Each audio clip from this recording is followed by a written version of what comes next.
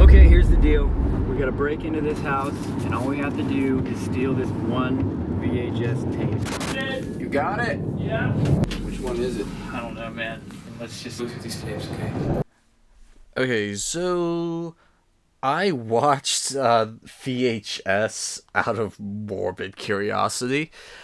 This is a horror movie that came out years ago. I think it's been over 10 years since it came out. And when I first heard about it, I thought, oh, cool, an anthology horror collection, like Creepshow. But then, for some reason, I got in my mind that, yeah, one of the segments is going to be torture porn, or it's going to be, like, the human centipede. And it's like, yeah, no, I'm not interested in that. Like, the closest I will get to that kind of stuff is the first Saw movie. If you haven't seen the first Saw movie, it is really, really good. But the sequels all just shit, you know? So, like, I've always kind of, like, avoided VHS, and then I recently saw a trailer for VHS 1994, and I was thinking, like, okay, you know what, I'll try VHS 1, and I'll fast forward any part that, like, I don't like, and kind of do it that way. And so, yeah, I watched VHS, and overall, I didn't like it. So, yeah, let's get into this. If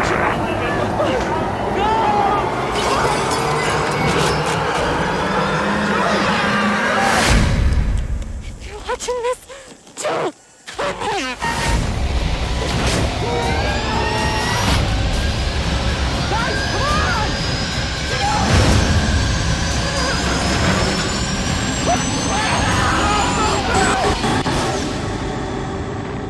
You're all gonna die up here. Okay, so real quick, before I continue on, this will have spoilers. If you're interested in watching this fresh, I would recommend doing so. I didn't really see a torture sequence or like a human centipede type sequence, so you're good there. So honestly, overall, the like gross factor on this is a little bit on the lower side. There is one area that is kind of gross in terms of sexuality, but overall, this isn't like you're going to be seeing someone's guts getting ripped out unless I completely forgot a scene. I'm like just really forgetting about. So basically, this movie starts off with a group of guys in this segment called Tape 56. And how this movie is structured is there's like this one story that runs throughout the entire movie, and you see these individual stories in the middle of that one story. That one story is Tape 56. It's directed by Adam Wingard, who did the Blair Witch revival. He did Kong vs. Godzilla. He's doing the next Kong vs. Godzilla movie. Like, he has some serious credits under his belt now. But back when he did this, he was still kind of like an indie film director. And yeah, like, the main group of guys in this story segment, I wanted to watch die. Like, these people are like terrible pieces of shit. Like, they basically are criminals that will record all of their exploits, which makes no fucking sense, because if anyone gets a hold of their videos, they could use that against them in court. So it's absolutely idiotic. Like, and they never explain what they're doing with these videos. It's like, are you posting these online? Because a lot of criminals do that, and there's a special name for those criminals. They're called inmates, because they get caught by the police, because surprise, surprise, police know how to use the internet. And so, like, it just, they never explain what they were doing with these videos. And like, one of the videos they show before they get to the bulk of the story is literally they just run up to this woman and start like holding up her shirt, like sexually assaulting her. It's like, so you're trying to get me to want these people to die in this movie, if I understand right. I mean, like, honestly, I wanted to see every one of these jackasses die, and we don't get to see it. Because basically, the premise of their story is they get hired by an anonymous person to go to this house and get a VHS tape in the middle of the night. and they break in, and there's no one in the house except this dead body. Does this concern them? Nope. It's like, we'll just continue on work around this dead body. And it's like, what? Like, okay. I mean, if I got hired to break into a place and I find a dead body there, I would automatically be thinking, someone is trying to set me up for murder. Okay, but these guys, it's just like, yep, no, we'll just go on with the plan and we'll get out of here as quickly as possible. Like, that is their logic. It is insane. And then, like, each guy will sit down in front of this TV with, like, white snow playing on, you know, I always called it white snow, but, like, the channel static, like, and they, like, pop in a tape, and they'll play it, and then when the video's done, they disappear. They're missing. You never see them again. And one by one, they, like, go away until finally they're all gone. And it's like, you never get to see them get murdered. So, like... Now, admittedly, in this one segment, the tape 56, there was this one really cool, like, I wouldn't call it a jump scare, but it's like one of those, like, subtle scares. Like, you know, a jump scare is where somebody just pops out at you, but a subtle scare is where you're looking down this hallway and somebody just slowly walks across the hallway. Yeah. You know, like, it has one of those that's pretty good. And it's like, okay, that was genuinely very creepy. But then... the first dipshit puts in the first tape, which is a short called Amateur Night, and this is the only short in this film that actually got a full-length movie called Siren.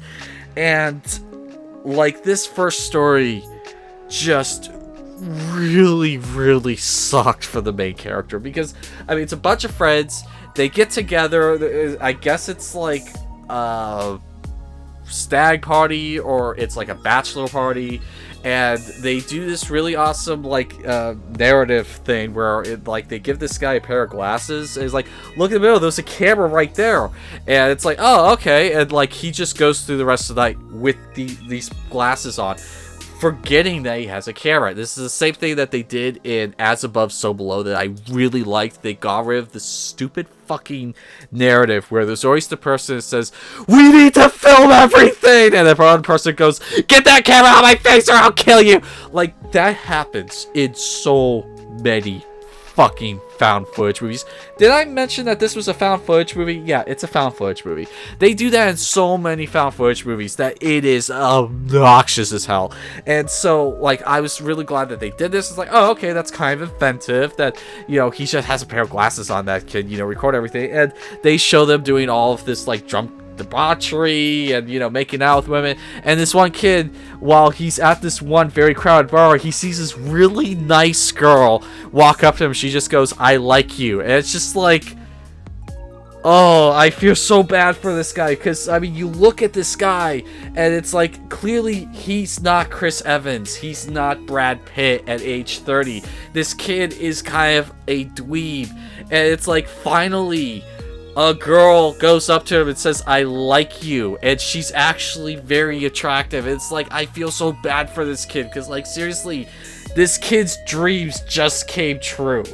Ladies, you want to make a guy smile, just tell them you like them. You don't even have to say anything sexual, you don't have to say a joke, you just have to say, hey, I like you, and that will make a guy's day. Alright? And so, like, this kid, it's like, oh shit, this is too good to be good. This is too good to be true for this kid. And of course, it turns out it's too good to be true. And so, through this long segment of this guy, this one jackass friend of his trying to get into one woman's pants, and then this girl's pants that said she liked him, he just goes to the bathroom because he's incredibly shy and he's not confrontational, and then the shit hits the fucking fan and she starts fucking eating everyone. not the sexually, literally fucking eating everyone. She's tearing out throats, she's attacking people, and these two guys that have barricaded themselves in the bathroom, it's just like, holy shit, I feel so bad for this kid right now. It's like, finally, I find a girl who likes me. Oh, she turns out to be a succubus demon. Well, fuck. And so, it eventually gets down to that one kid, and he goes running for the hills. She catches up with him, and she tries to, I guess, orally gratify him, and he is scared out of his mind, and so obviously he's not getting aroused at all. She thinks it's her, not him, when in reality it is her, not him, but not for the reasons she thinks. And so he runs off, and just as he's about to reach someone, she has returned, now a winged creature, and picks him up in the sky and takes him off in the night sky as the glasses fall off and hit the ground. That is the story. It's just like that, just, oh, I felt so bad for that kid. It's like, finally he found someone, and yeah, that sucks. And like, honestly, I kind of got the impression that, you know, she was interested in him. It's just, she kind of went about it the wrong way. So, that video is done, and then another guy gets killed. We see a little bit more scene with tape 56, and then it goes on to the second video. Guy pops in the second VHS tape. It's a short called Second Honeymoon. I fucking hated this short. It was terrible, and most importantly, fucking boring. I actually fast forward through this one because it just dragged on and on and on and on. And basically, it's about a couple who go on their honeymoon, and it turns out that the wife had a female lover, and they decide to just kill the newlywed husband and then drive off in the sunset together. That was it. It's like, if you didn't like the guy, why not just, I don't know, leave him at the altar? Why'd you go through marry him? And yes, I did fast forward through this one in chunks of like 2 minutes because it just was so fucking boring. And so I was just trying to get through it. And like, it finally, it was over. And like, I did not care for Second Honeymoon whatsoever. And then one thing I want to point out with this movie, like, I don't know if it's the director or the writers or the producer, but someone in this movie has never been laid before or ever been in a relationship with a woman before, because literally every fucking experience except for maybe the last one involves full frontal nudity of women.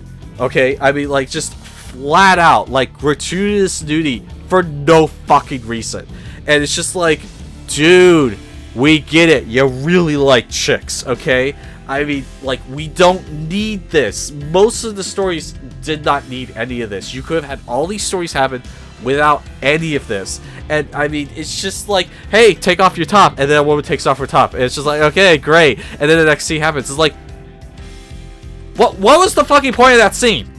Like, seriously, I don't get that. This is like almost Game of Thrones level of unnecessary nudity. Okay? And so it's just like, obviously, this person really needed to get someone who helped make this movie, because it kind of felt apparent he didn't have any.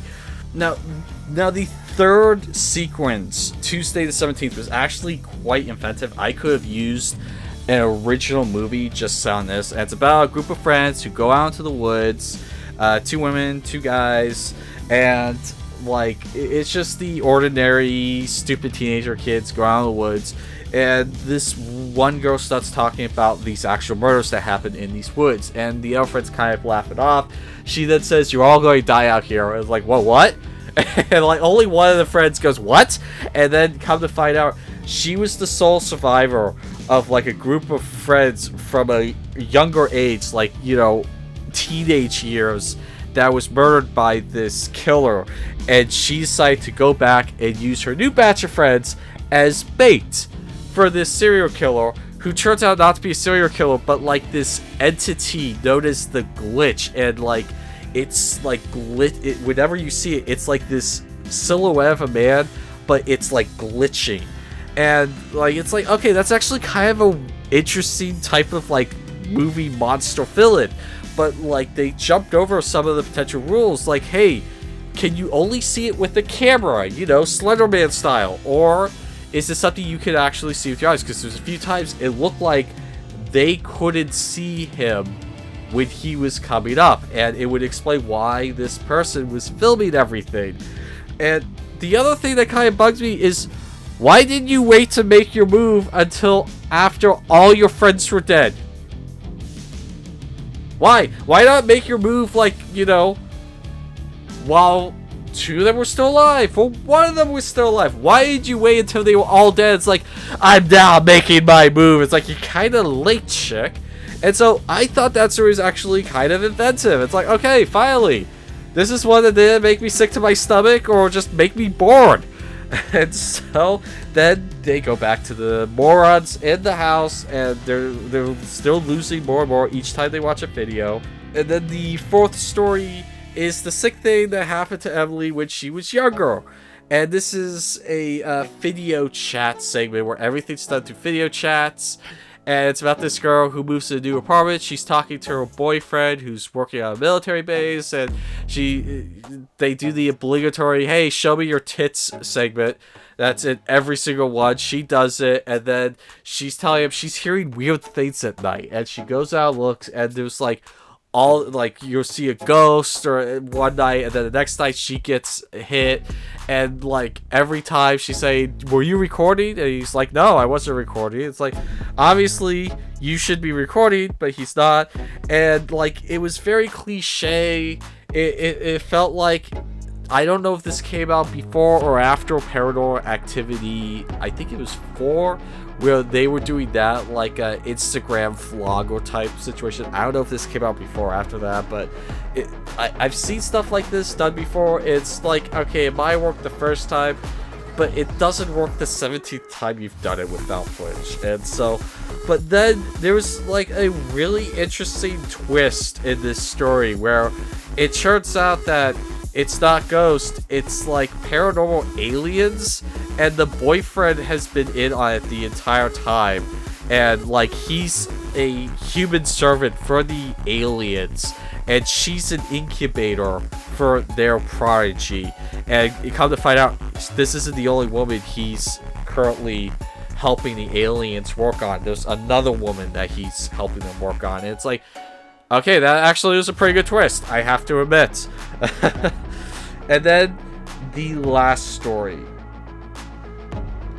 10/31/98, is basically this like Halloween found footage. Like, it happened on one Halloween night, and a group of bozo moron friends are going to this party. One of them dresses up as a nanny cam teddy bear, which was great, and there's actually a working camera on his head, so the entire time he has no idea. He like completely forgot that he has a camera on his head because he's a nanny cam teddy bear, which I absolutely love. That I start cracking up when someone said, what are you dressed as? Like, I'm a nanny cam. But basically, these I think it's 4 friends, they decide to go to this party, and they are apparently at the wrong house because they go inside this house. There's like nothing in there. There's a couple pieces of furniture. There's, you know, like some rooms are decorated, but clearly no one's been here for a while. And like the front door was locked. They went around to the back, and the back door was unlocked, and they came in through there, and it's like, hey, is anyone here? We're here for the party. And they're laughing. Some of them see a couple of weird-ass shit, like a little girl staring at them in a mirror, and they look in the seat, she's gone. They look back in the mirror, and she's gone. It's just like, if I saw that shit, it's like, okay, something is clearly wrong here. I should back out of this place before I proceed any further. But no, these 4 guys are idiots, but they're not as bad as the overarching morons in tape 58 that I wanted to see die. Like, these 4 guys, I didn't want to see any of them die, because they were just idiots. It's like they got the wrong house. And so they're about to leave. It's like, hey, there's a door right there leading up to the attic. It's like, let's go check out the attic. And so they do. And come to find out, there is a like redneck exorcism going on in the attic. And these guys think it's a joke, and so they just start chatting with the exorcist, like, is this some sort of like drinking game? And all the exorcists, they just turn to him as like, what the fuck are you doing here? It's like, what? It's like, get the fuck out of here now! And of course, all hell fucking breaks loose at this point, because shit starts flying, exorcists are getting dragged through the walls. These 4 guys start hoofing it, and they go, what the fuck is going on? They get downstairs, and right as they get to the front door, one of them stops. And it's like, wait. We have to go back for that girl. And it's like, what? Like let's get out of here. It's like, no, we gotta get her out. It's like, why? It's like, I would want you guys to come get me if I was in that situation, okay? She's someone's kid. Let's get her out of here, get her to the hospital. And so the other 3 friends begrudgingly go, shit! You know? And so they run back upstairs. The house is shaking. Like, this thing was actually kind of fun for me because it almost, you can almost see it as a comedy. But, I mean, these guys gallantly run upstairs. The redneck kid exorcist, that's the best way I can describe them. They're getting, like, obliterated.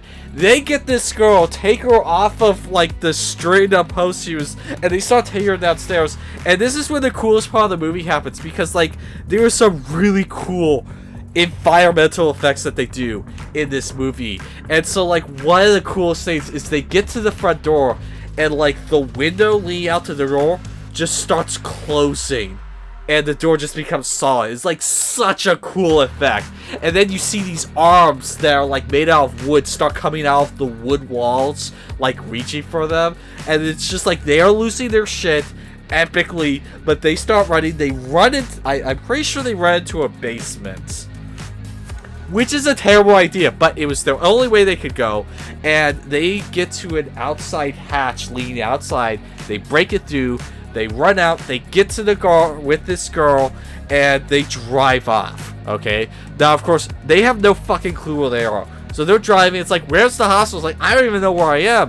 And then the girl starts acting batshit crazy, and then just, bam, disappears. She was sitting in the middle of 2 of them, and the car dies. And it's like, what the hell happened? And they can't open the doors, and then, of course, the train's coming, and the train hits them, and the movie's over. Jip! You know, like, these 4 guys, I would have liked to have seen just one of them make it. Which, kind of find out, all these stories, no one fucking makes it. No one. Not the assholes I want to see die. Not the kid. I mean, you could think, well, maybe she just took him off to... Yeah, no, he's probably fucking dead. With the kid with the succubus, yeah, he's probably dead. Hell, she probably just accidentally dropped him in mid-flight. Okay, I don't think that had the happy ending that we naively were hoping might have happened. But, I mean, no, not that kind of happy ending, you sickos. And then, like, the second story, okay, the 2 serial killer women got away. It's like, okay, that's the only people who made it. But, like, these 4 guys did nothing wrong. In fact, they did the right thing. They went back to try and help that girl. Even though she probably was demonically possessed. But still, it was the thought that counted. So, yeah, I watched VHS. And, I satisfied my morbid curiosity. I don't think I'm ever watching this again. I was thinking maybe I might watch the Siren, or what was it, Siren movie? Yeah, I thought I might try the 2016 Siren, but I saw a trailer for it. It's like, yeah, that kind of looks weak. So, will I watch the next VHS? Probably, because I had some fun with some of these stories. And so, hopefully the second one kind of sticks to these types of stories, but without the just terrible people in it. And, like, honestly, if I had to do over again, I would have got rid of Second Honeymoon, and I would have got rid of Weird Thing Happened to... the sick thing that happened to Emily when she was younger. And I would have got rid of the Tape 56 overall narrative. I would have got rid of that. And just added a couple stories in together. You don't need to have a narrative of guys watching a VHS tape, because in reality, you are the person watching the VHS tape. And so, like, they should have had, like, the DVD, like, set up like a home video DVD. And I'm surprised they didn't release actual VHS tapes of this movie. But, like, honestly, if I was the guy making this movie, I would have had, like, DVDs and VHSs made up to look like a home videotape. And when you pop it in, it's just these crazy videos of, you know, like Amateur Night and, you know, October 31st, 98, you know, stuff like that. and like don't even have credits. Just have a website at the end, and then when you go to the website, it's like, hey, all these people made this movie. This isn't real, and it would have been like kind of like a Blair Witch type situation where people swore that was real footage, even though all those actors are alive and well, living in like New York City right now. Some of them even popped up in It's Always Sunny in Philadelphia, which I found funny. Like I was watching an episode of It's Always Sunny in Philadelphia. It's just like, holy shit, is that the girl from Blair Witch Project? It was. So yeah, like that's how I would have done VHS. If you want to try out VHS just to like have some laughs, especially at the end, you can. And apparently there's an alternate ending to the last one where they actually make it out of the car and they're laughing and their car gets destroyed. It's like, and that was it. It's like, you could have just ended with that one, you know. And so, but anyway, so yeah, that's been my thoughts of VHS, the first one. What did you guys think of this movie? Did you guys enjoy this, or did you guys not like it? You know, let me know down in the comments below. My name's Christopher Kyle with 11 Hour Reviews, and that will be thankfully all.